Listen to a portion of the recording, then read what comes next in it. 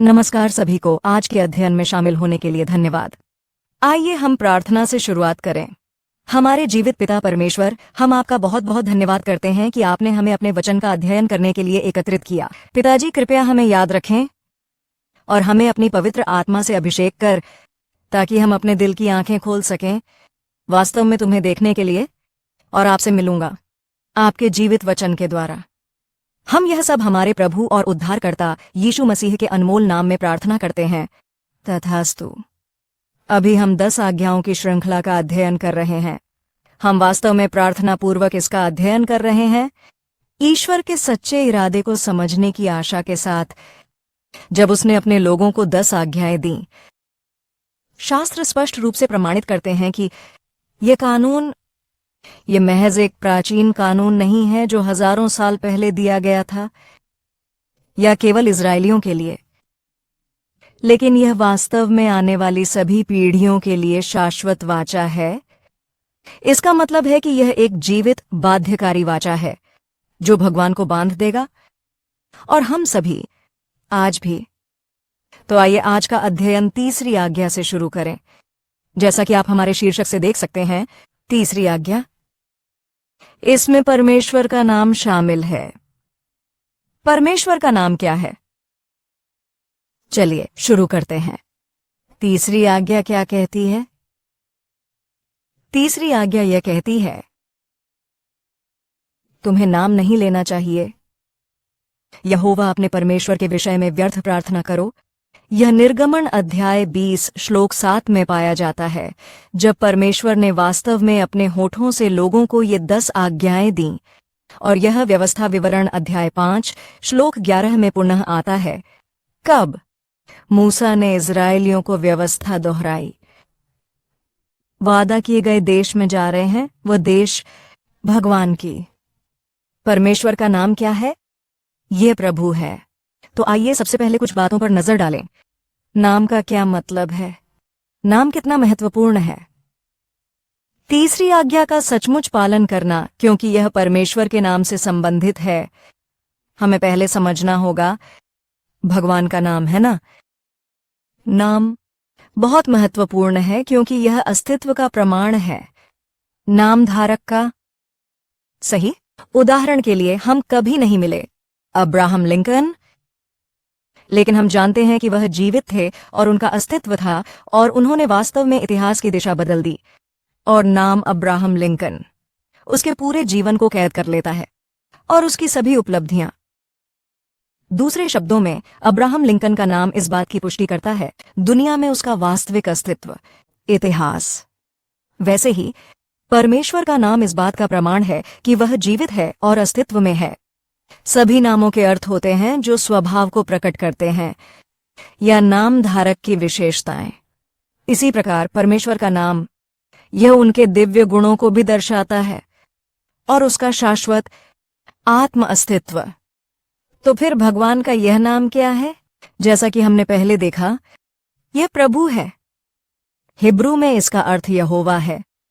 प्रभु, यहोवा नाम का अर्थ है मैं हूं, या मैं वही हूं जो मैं हूं, और यह परम प्रधान परमेश्वर के आत्म अस्तित्व को प्रतिबिंबित करता है। इसके अलावा यहोवा नाम इज़राइल के परमेश्वर के लिए विशिष्ट नाम था, पुत्रस्त भगवान, क्योंकि इज़राइली यहोवा के नाम का इतना आदर करते थे कि जब भी वे शास्त्रों को लिपिबद्ध करते थे तो उन्हें यह नाम मिलता था। वे रुक जाएंगे और वे यहोवा नाम का उच्चारण हमारे समान नहीं करेंगे, और वे बस यही कहेंगे कि अदोनै का मतलब है प्रभु। इसीलिए यहोवा को प्रभु कहा जाता है। वे कभी भी ऐसा कहने की हिम्मत नहीं करेंगे, भगवान का नाम। इस कारण वे इस नाम से डरते थे और इसका आदर करते थे। वास्तव में धर्मग्रंथ अनेक स्थानों पर, जैसे 6823 स्थानों पर, ईश्वर के नाम का उल्लेख किया गया है। तो इसे समझने के लिए आइए हम वहां चलें जहां स्वयं परमेश्वर ने पहली बार इस नाम को संबोधित किया था। दूसरे शब्दों में, परमेश्वर ने अपना परिचय दिया यहोवा के रूप में। यह निर्गमन के 3 अध्याय में है, जहां मूसा को जलती हुई झाड़ी का सामना करना पड़ा। अब यह एक दृश्य है जहां मूसा की मुलाकात ईश्वर से होती है। और इस महान पलायन और जंगल की यात्रा के लिए इजरायलियों के आध्यात्मिक नेता के रूप में उनका आह्वान प्राप्त होता है, ताकि उन्हें अंततः कनान की प्रतिज्ञा की गई भूमि में ले जाया जा सके। इसलिए इस समय मूसा बहुत अपर्याप्त महसूस कर रहा था। फिर भी परमेश्वर ने उसे यह कहकर बल और सांत्वना देना जारी रखा कि मैं सिर्फ आपका मार्गदर्शन नहीं करूंगा, लेकिन मैं स्वयं तुम्हारे साथ रहूंगा, इसलिए चिंता मत करो, बस जाओ। लेकिन मूसा को इस बात की बहुत चिंता थी कि लोग उससे क्या पूछेंगे। इस समय तक भगवान उसे सभी रहस्योद्घाटन और निर्देश दे रहे हैं।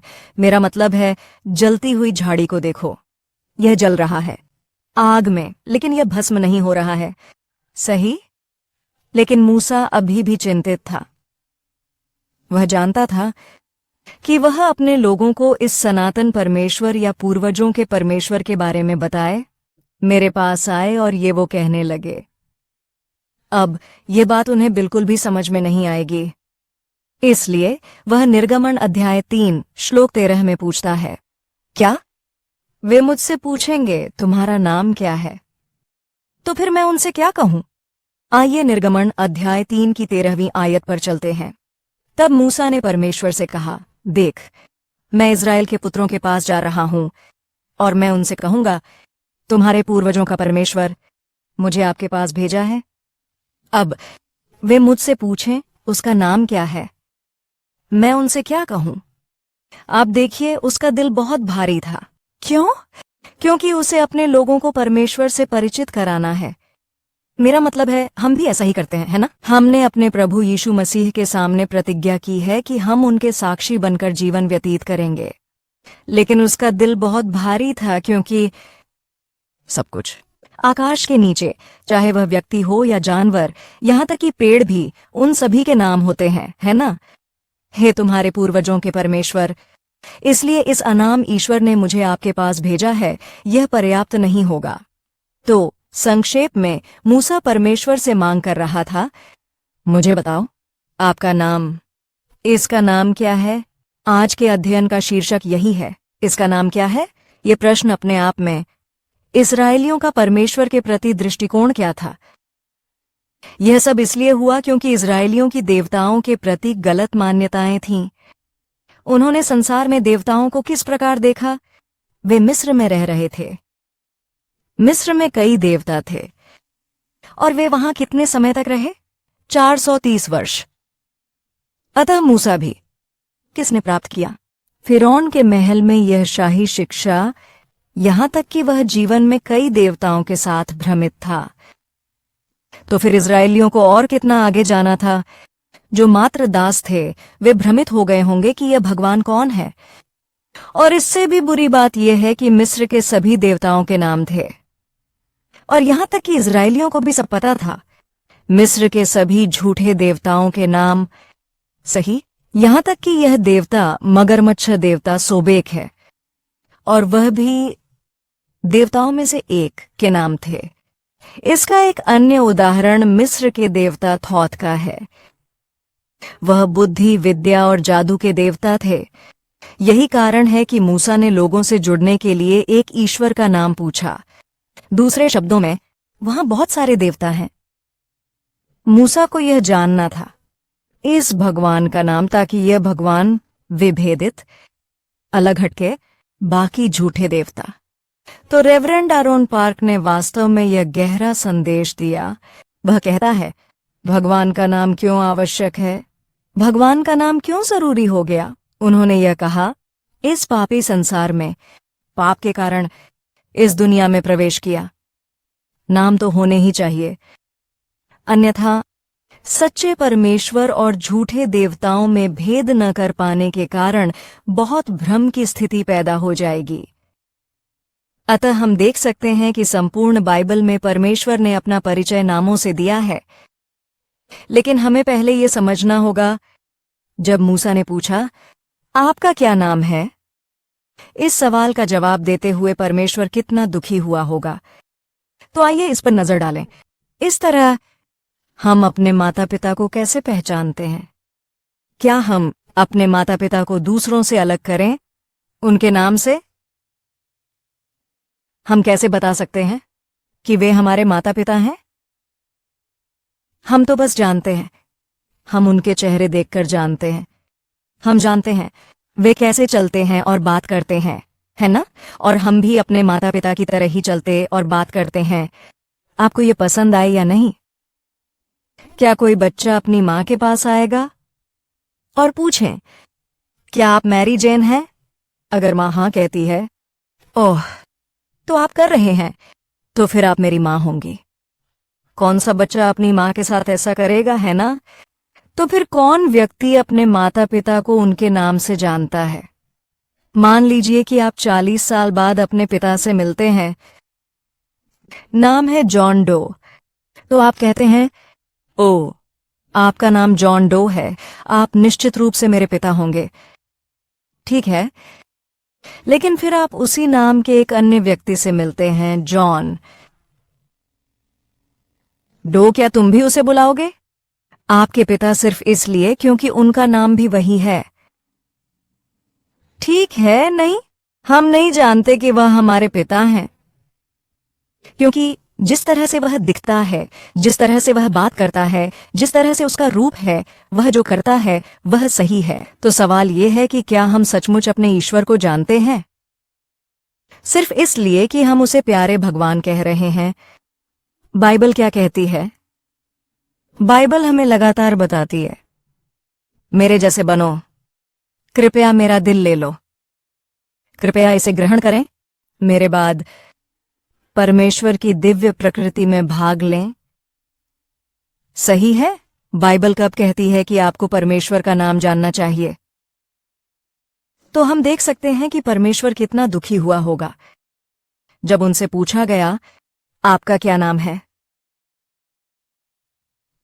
प्रथम कुरिन्थियों अध्याय 8 की आयत 5 से 6 हमें बताती है कि स्वर्ग और पृथ्वी पर कई देवता और कई प्रभु हैं, लेकिन ईश्वर तो एक ही है, जो हमारे पिता हैं, सच्चा परमेश्वर।